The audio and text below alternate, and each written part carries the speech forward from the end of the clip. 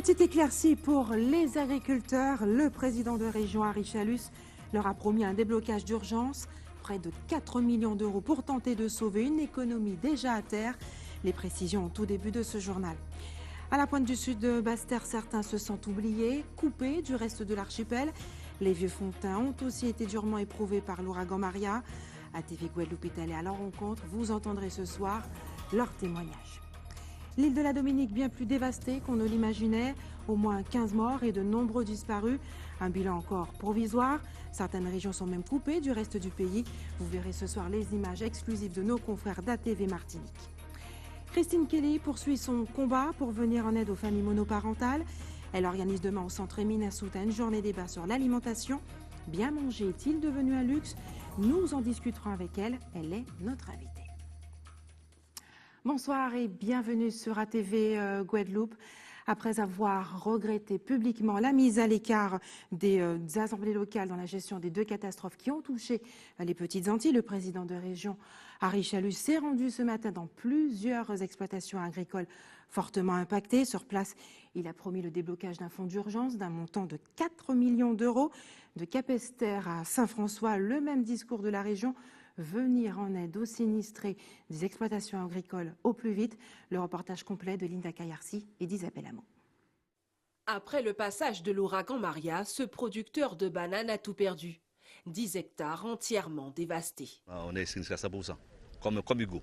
Et cette année, il y a une mévente, il y a 4 mois, il y avait une mévente, donc on n'a pas de fonds. Il y a eu les grèves des ouvriers, donc là, il faut de l'argent. La banane, ça pèse beaucoup en Guadeloupe. Quand la banane ne va pas, rien ne va. Parce que vous savez, la banane, c'est le retour de fret. Lorsque les marchandises arrivent, la banane paie le fret de retour. Donc quand il n'y a pas de banane, c'est difficile. C'est 10 000 emplois directs et indirects. Hein. Aujourd'hui, difficile pour ce producteur de relancer son activité, d'autant plus qu'il avait déjà perdu 10 autres hectares à cause de la tempête Mathieu. Il n'a toujours pas été indemnisé. Comme nous subissons Mathieu, nous replantons en vieille période. Et nous récoltons à présent. C'est une grosse production à présent. Et nous faisons. Non mais l'eau dit repartir tout de suite, c'est quoi? Ah ben c'est relancer, il faut relancer, c'est-à-dire qu'il faut des produits, il faut des engrais et il faut le nerf de la guerre. On est comment employé, c'est ça? Ça dure noix 8. Même situation de crise également pour le secteur maraîcher, là aussi 100% de la production détruite. On a vu des serres, des tunnels qui ont été pliés, les tubassiers pliés. Et d'où, hier, j'ai fait une manifestation, c'était vraiment pour sensibiliser les politiques, tout le monde, pour dire que toute la Guadeloupe a été sinistrée. Toute la Guadeloupe. Il y a quelques années, le décret catastrophe naturelle a été déclenché par zone. Il ne faut pas qu'on recommence ça. Donc il faut vraiment qu'on démarre à zéro, mais que tout le monde soit dans le bateau. Canne, banane, élevage, diversification, organisé ou non organisé, on a besoin de tout le monde. Des filières donc aux abois qui ont besoin d'une aide d'urgence. Pour le groupement des producteurs de bananes, l'avenir de la profession est menacé. On a eu la crise, toutes les crises qui se sont succédées, les différentes Mathieu dernièrement, la crise sociale, la Serco qui nous est tombée dessus, on ne peut plus traiter normalement. Le gouvernement enlève les molécules qui nous restaient pour traiter contre la Serco noire, c'est devenu un fléau. Donc s'il n'y a pas une énergie et des moyens financiers immédiats, il faut mieux faire moins, faire vite. Parce que plus on attend, plus les exploitations souffrent et moins on pourra redémarrer vite.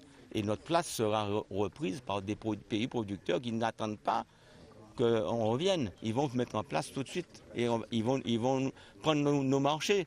Un argumentaire entendu par le président de la région Guadeloupe qui entend débloquer une enveloppe d'aide d'urgence de 2 millions d'euros. Nous allons mettre tout de suite dégager, tout de suite pour accompagner une première aide d'urgence de 2 millions pour le groupement, pour permettre aux agriculteurs de pouvoir acheter et replanter. Et nous mettrons aussi 2 millions aussi pour la grande terre, pour les autres agriculteurs, pour les accompagner rapidement. Objectif, que la production reprenne au plus vite pour les maraîchers et avant juin 2019 pour la filière banane. Bien sûr, en attendant, les producteurs de la filière agricole devront se montrer patients. Et la colère commence à se faire ressentir dans certains quartiers. À Gosier, non seulement certains ont tout perdu, mais ils ont le sentiment d'avoir été abandonnés. 3 jours qu'ils sont livrés à eux-mêmes, sans nouvelles de la municipalité. Yvan Lemaret est allé à leur rencontre. On regarde son reportage. À l'Impasse Man, les habitants sont encore sous le choc.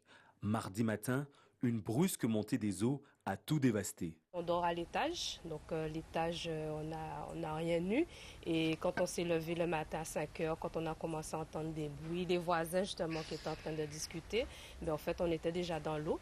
Et entre 5 heures du matin et 9 heures, l'eau n'a pas arrêté d'augmenter. Donc il y avait plus d'1 mètre d'eau dans la maison, tout a été inondé en fait. Donc là il y avait de l'eau à perte de vue dans tout le quartier, on était sur une île quoi. Certains dormaient encore quand l'inondation a commencé. L'ensemble du quartier a été submergé en moins de 30 minutes. Cette habitante a été sauvée de justesse. Là on est à 6h on a vu tout à terre la noire, on a dit avec, ça quand on a dit non c'est de l'eau qui l'a emporté mon œuvre, un garçon qui l'a crié moins, là il crié moins emporté mon œuvre pour partir, mais là on va arriver la main qui tombait puisque en bas c'est une fosse mon débutant. Et c'est quand voisine en logé, c'est peut-être petit garçon moins, et garçon moins fait petit garçon moins, Kembe moi t'es sorti en l'eau là avec moi c'est là. À la surprise générale, l'eau est montée à plus d'1 mètre. Hugo, on a eu de l'eau, mais pas autant. Là, on a eu 1 mètre. Hugo, on avait 25 cm, 30 cm, à peu près. Les nids, on a eu un peu d'eau aussi, mais le plus là, vraiment là, regardez la hauteur, 1 mètre d'eau. Et les voitures, je n'ai même pas eu le temps de réagir, d'enlever les voitures. Et les 2 voitures étaient recouvertes. Mais la clinique, ça a aggravé les choses. Et la route aussi qu'ils ont fait, ils ont rehaussé la route, ce qui fait que tout l'eau de la route, ça vient ici. On se retrouve en contrebas. Beaucoup ont tout perdu et sont partagés entre colère et désespoir. Sentiment de désolation complète. Ça fait 3 fois en plus, de toute façon, ici qu'on est inondé. On n'a jamais, a priori, jamais été fait quoi que ce soit, nettoyage des ravines et compagnie. Et on a le sentiment de tout perdre, la preuve, on a la preuve aujourd'hui. Voilà déjà peut-être je crois 3 jours que le phénomène est passé.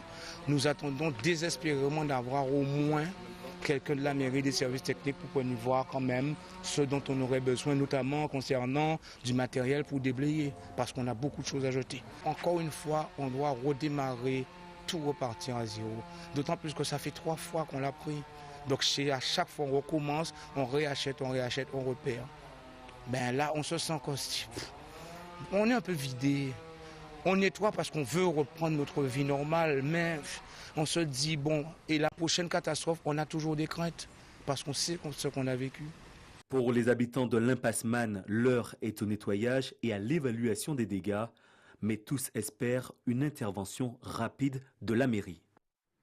Et même sentiment d'abandon à l'autre bout de l'archipel, dans la commune de Vieux-Fort. Nos équipes se sont rendues dans cette zone de la pointe du Sud-Basse-Terre, l'une des plus touchées par l'ouragan. Reportage, Nathalie Dinan, Patrick Curie, Moïse Dexter. Plus les jours passent et plus les habitants rendent compte de leur sinistre. L'ouragan Maria a ravagé la commune de Vieux-Fort, nichée dans la falaise face à la mer. Avec vue sur les Saintes qui, elles aussi, ont payé un lourd tribut.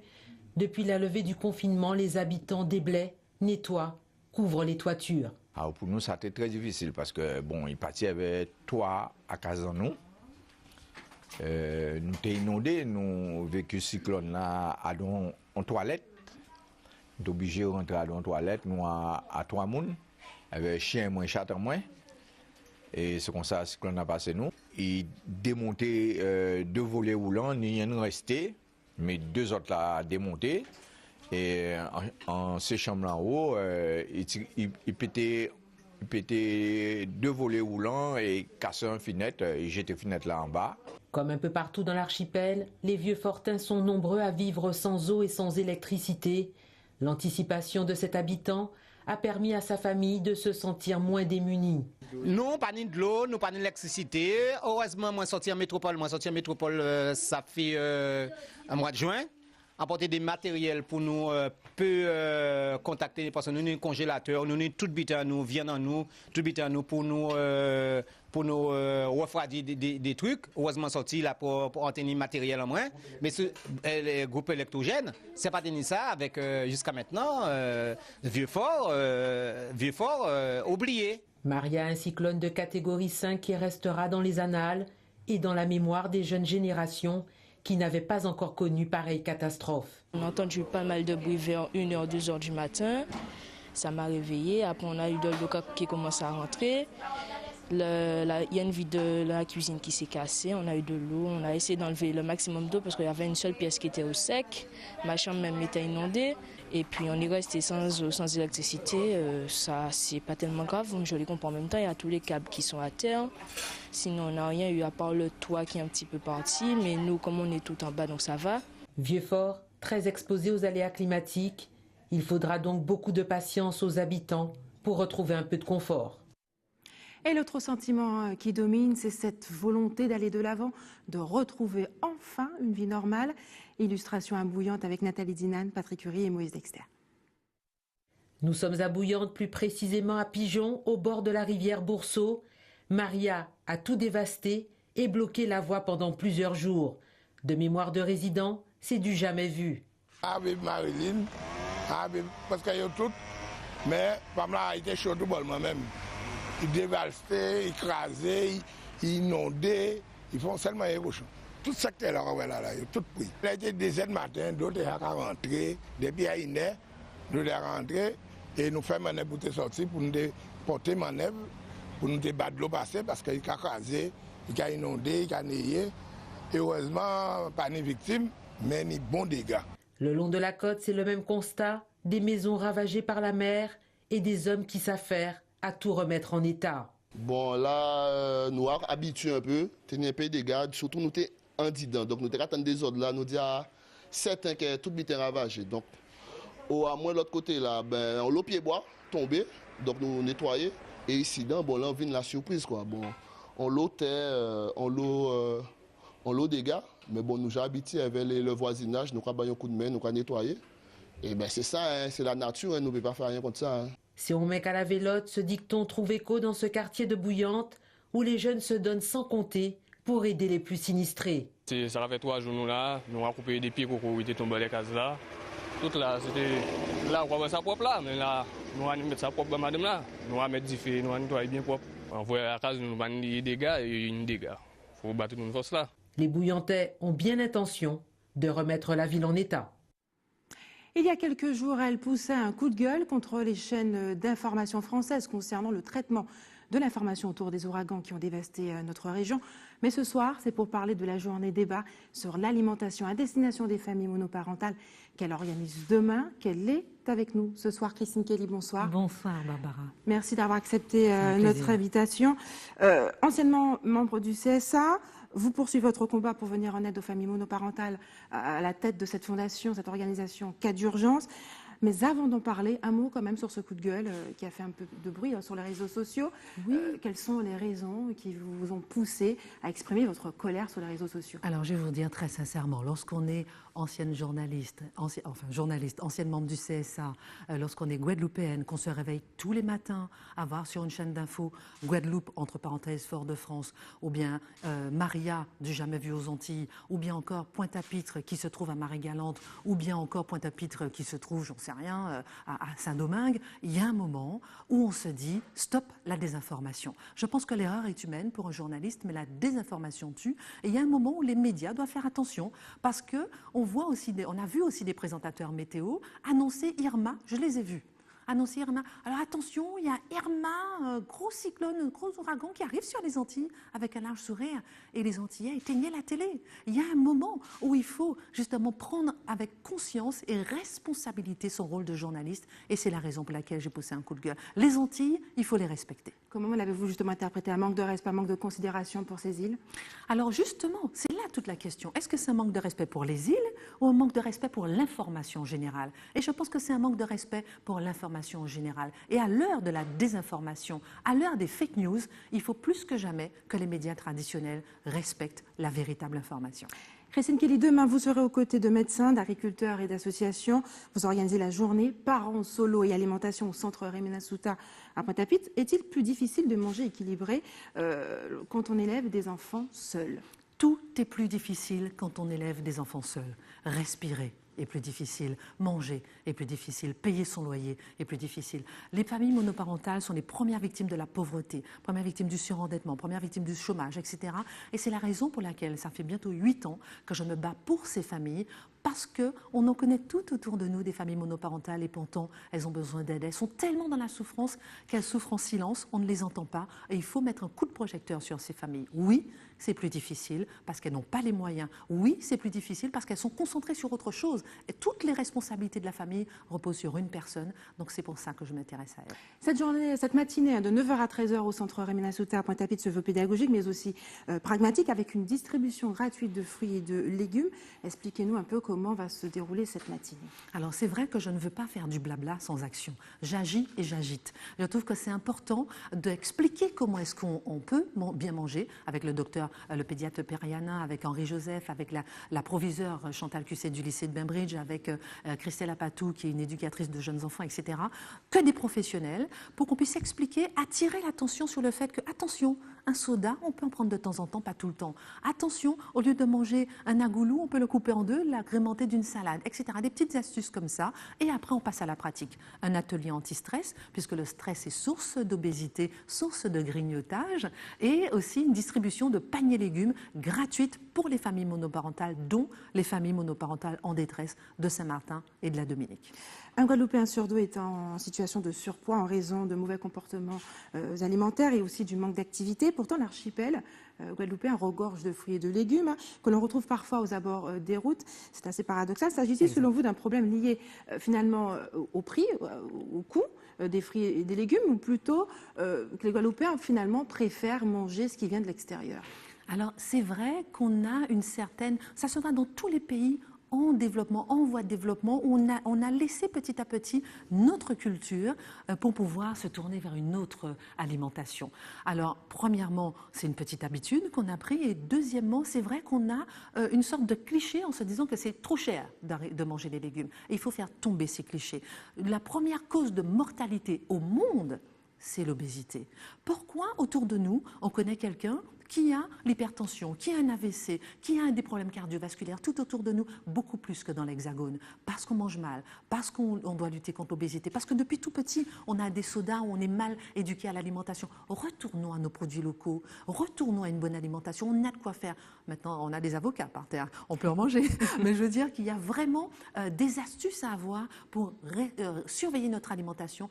Il en va de notre génération, il en va de notre santé, il en va de notre avenir et de l'avenir de nos enfants. Merci Christine Kelly d'avoir accepté de répondre à nos questions ce soir. Je rappelle que le rendez-vous aura lieu demain de 9h à 13h au centre Rémy Lasuta de Pointe-à-Pitre. Nous poursuivons ce journal avec une actualité forte. C'est ce qui se déroule en ce moment sur l'île de la Dominique. Vous savez, le bilan est en train de s'alourdir. 15 morts, au moins 15 morts. Aujourd'hui, hier plutôt, le président de la collectivité de la Martinique a pu se rendre sur place. L'équipe aussi de la TV Martinique a pu découvrir cette île dévastée. On regarde les images de notre reporter de la TV Martinique ensemble. Depuis le ciel, on observe une île dévastée. Le passage de l'ouragan Maria a ravagé la Dominique. Roseau, la capitale, porte de lourds stigmates. Dans les rues, les habitants sont encore très marqués. Jacqueline a perdu son fils durant les intempéries, emporté par la rivière. Tout est détruit. J'ai perdu ma maison, j'ai perdu mon fils. Mon fils, il a été emporté par la rivière. Le vent était vraiment intense. Nous essayons de traverser la rivière avec 5 membres de ma famille vers 9h, 10h. Quand nous avons été surpris par la rivière, par devant et par derrière, nous étions pris dans le courant. La balle a tout perdu. La boue a envahi sa modeste maison. Pas le temps de tergiverser, c'est l'heure du nettoyage. De mémoire de Dominiquais, aucune tempête n'avait autant fait souffrir l'île depuis David en 1979. Je nettoie. C'est plus difficile que l'était David. Pas ni l'eau, pas ni manger, rien, toute case à terre, toute bagaille mouillée, nous pas ni linge, moun pas ni manger, tout le monde a essayé pour voir qui ça y a fait pour vivre. Le stade de la ville sert de base arrière aux secours et militaires. Il reste encore de nombreuses zones sinistrées, la population est démunie. Les pompiers de Martinique, tout juste rentrés de Saint-Martin, ont déjà un plan d'action. Il a été décidé que la Martinique s'occuperait spécifiquement de tout ce qu'on appelle les ouvertures de voies, c'est-à-dire les dégagements donc des voies de tous les troncs et poteaux électriques qui sont effondrés, de façon à permettre qu'on puisse accéder aux sources de captation d'eau et rétablir ainsi les circuits vitaux de la nation, qu'elle puisse redémarrer donc avec des conditions sanitaires acceptables. Le bilan, bien que provisoire, est déjà lourd. Plus de 15 morts et une vingtaine de disparus. Le gouvernement de la Dominique a lancé un appel à l'aide. Nous pouvons savoir aujourd'hui l'ordre des priorités. Nous avons besoin d'eau et de nourriture pour la population. Nous avons des besoins spécifiques, particulièrement pour les enfants, les bébés, les personnes âgées qui ont des conditions médicales difficiles. On a vraiment besoin de ça pour eux. Alfred Marie-Jeanne s'est déplacé personnellement chez nos voisins du Nord. Il rappelle ses liens d'amitié avec la Dominique et la solidarité caribéenne. J'ai eu l'occasion d'intervenir dans maintes occasions. Je me souviens d'ailleurs, il y a un ministre qui l'a rappelé, qu'il y avait des dégâts importants et nous avons reconstruit un bâtiment scolaire anti-sismique. Et c'est moi à vous dire, heureusement qu'ils ont rappelé ça, des gens ont rouspété, des gens ont raconté des histoires inadmissibles, qui se disent pour la Caraïbe, qui se disent pour la population, et puis qui en réalité qui m'ont dénigré. 2 ans après le passage de l'ouragan Erika, la Dominique doit de nouveau se relever d'une catastrophe naturelle. L'aide internationale se met en place au fur et à mesure. Le gouvernement britannique a envoyé un contingent de militaires sur place. Un reportage exclusif signé Loïc Régis d'ATV Martinique est resté sur ATV Guadeloupe dans quelques minutes. L'Université des Antilles qui rouvre ses portes aux étudiants. Et puis découverte du Fort Maca, alliance du fitness et du cas avec notre deuxième invité, Jeanne Paulin. Mais tout de suite, les universitaires ont fait leur rentrée ce matin. Yvan Lemar était sur place pour justement voir ces jeunes qui arrivaient sur le campus de Fouilleul. On regarde son reportage.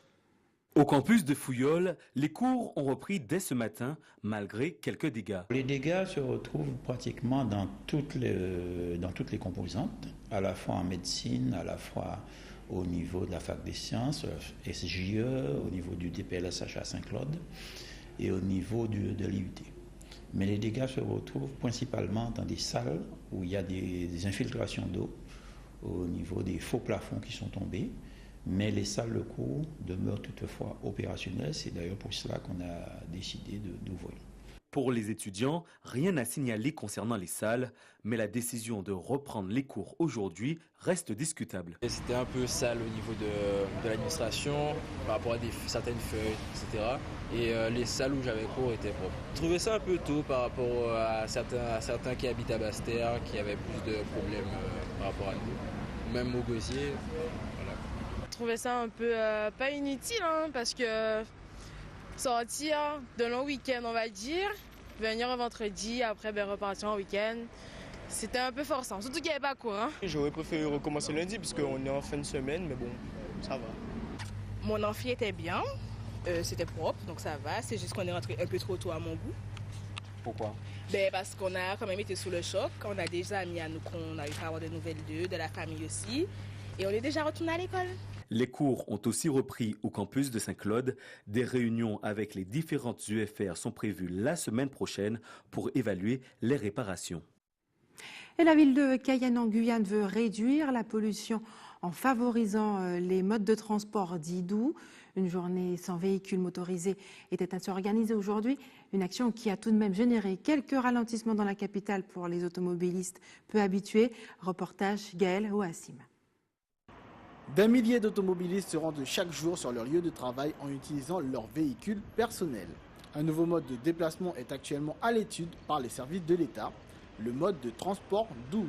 Donc quand on parle de mode doux, on parle de la marche, on parle du vélo, sont compris aussi les vélos à assistance électrique, les gyropodes, vous voyez, le roller, la trottinette, voilà, c'est ça les modes doux.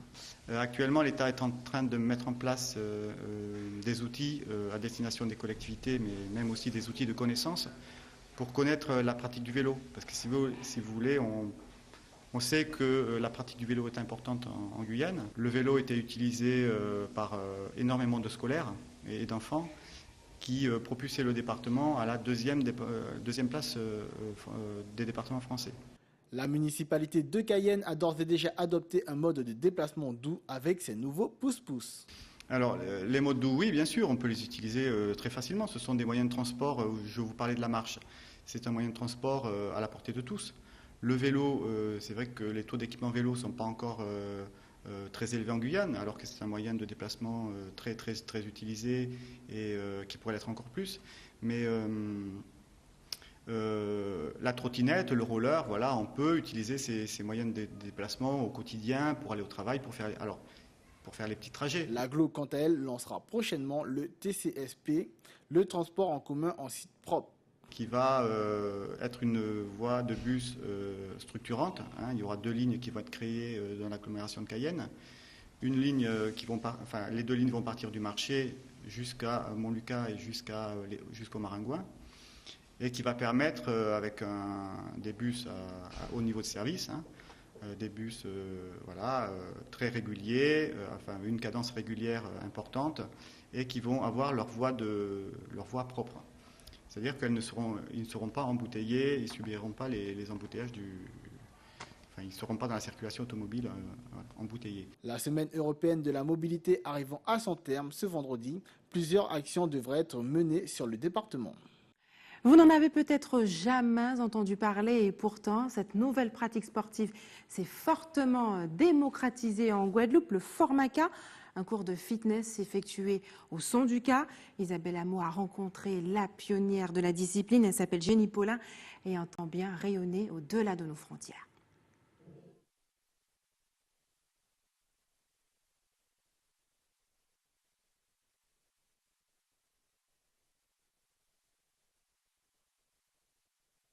C'est tout un art et une technique qui s'emparent d'elle depuis son plus jeune âge.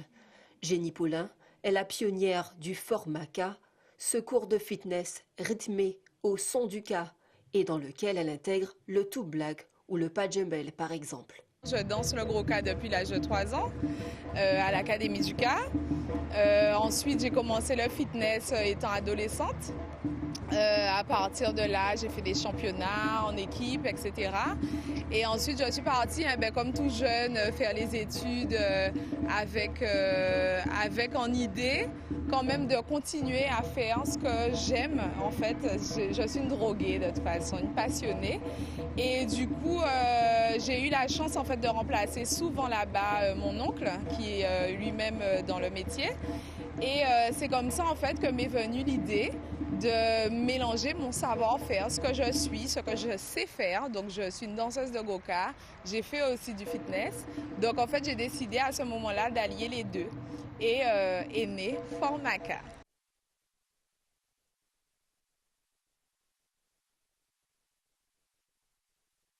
Toutes les parties du corps sont travaillées, aussi bien les muscles que la souplesse. On travaille toutes les parties du corps. Bien évidemment, le cours commence classiquement. On prépare le corps, on s'échauffe pour mettre déjà le corps prêt pour l'effort. Et du coup, après, on commence avec du cardio, enchaînement chorégraphique. Des fois, ça va être des enchaînements qu'on refait sympathiquement. Ensuite, on travaille vraiment toutes les zones du corps. Là, si je suis dans un cours et moins dans un cours spontané, là, on va travailler différentes zones. Donc, la zone abdominale, les jambes, on fait vraiment tout le corps. Ça travaille tout le corps. 12 années que le Formaca ne cesse de se développer et le concept séduit et se duplique en Guadeloupe. J'ai vu beaucoup de choses depuis que je suis là parce que c'est vrai que j'ai commencé à Paris. J'ai fait ça pendant 2 ans. Après, ça fait 10 ans que je suis en Guadeloupe maintenant. Du coup, c'est vrai que je vois beaucoup de choses. Alors, tant mieux. Mais il faut savoir faire. Il faut savoir qu'est-ce que le Formaca, la différence avec ce qui est fait. Et puis, je pense que la concurrence, c'est quelque chose de positif. Jenny Paulin ne compte pas en rester là. L'idée est de faire du Formaca bien plus qu'une nouvelle tendance du fitness, une activité sportive incontournable de la Caraïbe. Et la danseuse nous a rejoint sur ce plateau. Jenny Paulin, bonsoir. Bonsoir. Merci d'avoir accepté notre invitation. Ce soir, vous l'avez dit tout à l'heure dans le reportage, je suis avant tout une danseuse de gros cas. En créant ce concept, et grâce à son succès, grandissant en Guadeloupe, Pensez-vous avoir contribué justement à faire tomber cette approche qui dominait par le passé, celle du gros cas musique à Viennègue? Ah oui, complètement. Là, c'est un long chemin qui a été fait, puisqu'il faut savoir, comme je l'ai dit dans le reportage, je suis une danseuse de l'Académie du Cas. J'ai commencé bébé, petite, en fait. Jacqueline Cachemire-Toll et Yves Toll ont fait déjà un gros travail en Guadeloupe.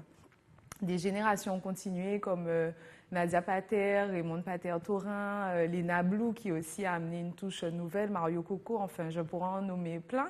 Et puis, il y a cette génération qui arrive après, donc la nôtre, puisqu'on est plusieurs. Hein. Et c'est vrai que je pense, avec le format K, c'est encore porter le gros cas d'une autre façon et l'ouvrir, emmener un autre regard, tout simplement, une autre vision de celle qui est dépassée maintenant, puisqu'on est rentré quand même dans le patrimoine, on est à l'UNESCO, quoi. C'est quelque chose d'extraordinaire. Comment a été accueilli justement ce concept, je pense au Tambouillé, on le sait, certains jalousent l'utilisation qui est faite du gros cas. Comment ont-ils accueilli ce nouveau concept? Ah non, mais je pense qu'on ne cherche pas à comparer ce qui n'est pas comparable. Hein. Je suis aussi une danseuse de gros cas, je suis un professeur aussi de gros cas. Donc il y a bien une différence entre les deux. On continue à faire vivre notre patrimoine, notre culture. Il faut que nos jeunes, il faut que la Guadeloupe, qu'ils soient jeunes, moins jeunes, puisqu'il y a des gens encore qui ont 80 ans qui disent « je n'ai jamais pu apprendre parce que c'est interdit ». Il y a un travail qui est fait en ce sens et il y a autre chose qui se développe à côté. Et l'autre chose, c'est pour moi, le format K. Donc là, c'est vraiment une activité où on va dépenser de l'énergie, mais en vibrant avec ce qu'on est, quoi. Le gros cas, c'est en nous, c'est à nous. Donc, ça permet vraiment de puiser l'énergie, la force dans quelque chose qui est complètement nous, en fait. Vous avez fait référence tout à l'heure à Raymond Pater-Taurin, à Léna Blou. Quelle est la touche de Jenny Paulin? Alors, la touche de Jenny Paulin, elle est là. C'est un bébé que j'ai puisque j'ai grandi avec tous ces gens-là. J'ai appris beaucoup de choses. J'apprends encore puisqu'on n'a jamais fini d'apprendre.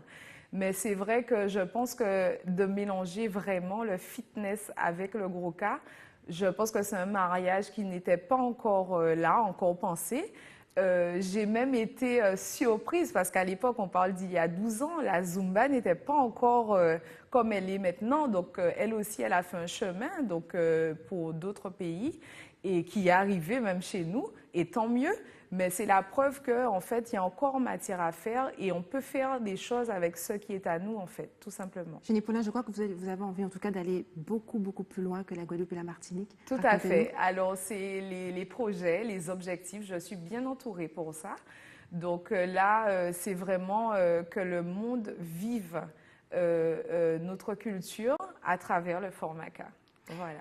Jenny Paulin, merci d'avoir accepté de répondre à nos questions ce soir. Je rappelle quand même que vous proposez désormais des cours dans plusieurs établissements, notamment la salle de spectacle très connue, la Casa à Bemao. Ceux qui veulent en savoir plus, donc à vous contacter. Hein, tout à fait, notamment sur les réseaux sociaux. Ça démarre ce mardi d'ailleurs à la Casa à 18h tous les mardis. On peut me retrouver avec le format K.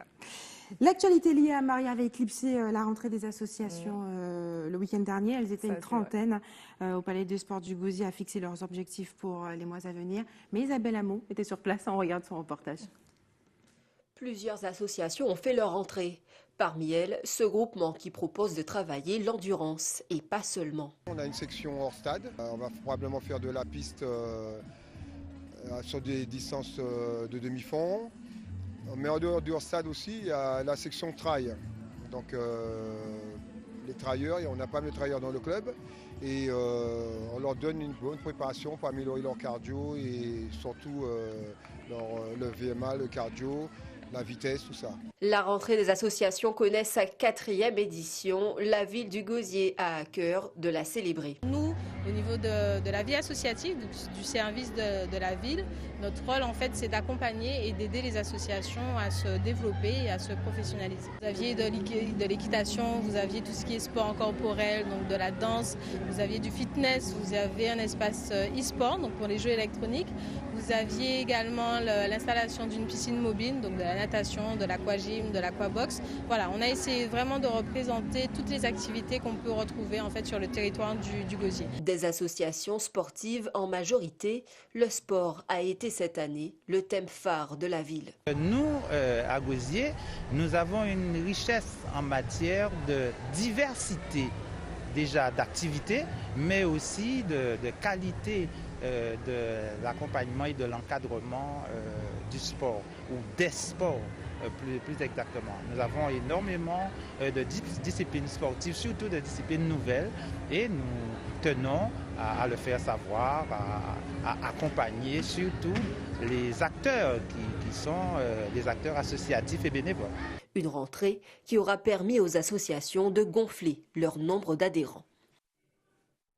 Et c'est l'heure des informations pratiques maintenant. Bonne nouvelle, la vie reprend.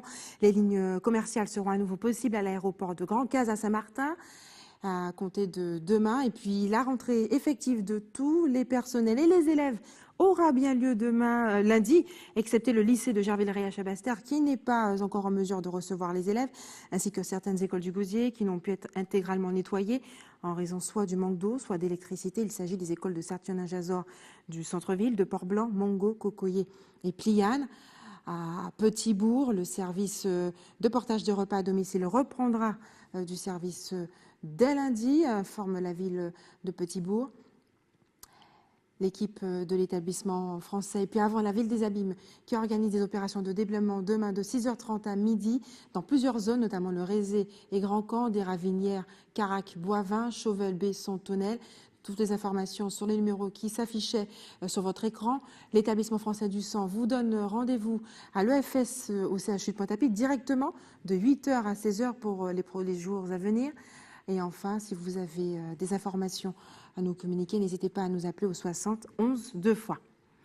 Et voilà, c'est la fin de notre édition locale et régionale. Mais avant de se quitter, je vous rappelle les principaux titres de ce vendredi 22 septembre. Nous l'avons vu ce soir, le président de région, Harry Chalus, s'est rendu, a promis un déblocage d'urgence aux agriculteurs, près de 4 millions d'euros, pour tenter de sauver une économie déjà à terre. Et à la pointe du sud, Basse-Terre, certains se sentent oubliés, coupés du reste de l'archipel, notamment à Vieux-Fort. À TV Guadeloupe, nous avons rencontré les Vieux-Fontains qui ont aussi été durement éprouvés par l'ouragan. Et ce reportage exclusif des images d'ATV, l'île de la Dominique bien plus dévastée qu'on ne l'imaginait, au moins 15 morts et de nombreux disparus. Un bilan encore provisoire, certaines régions sont même coupées du reste du pays. Et enfin ce soir, Christine Kelly poursuit son combat pour venir en aide aux familles monoparentales. Elle organise demain au centre Rémina Souta de Pointe-à-Pitre une journée débat sur l'alimentation de 9h à 13h. Elle était notre invitée. Merci d'avoir choisi ATV Guadeloupe. Je vous souhaite une excellente soirée, un excellent week-end. On se retrouve lundi à 18h50.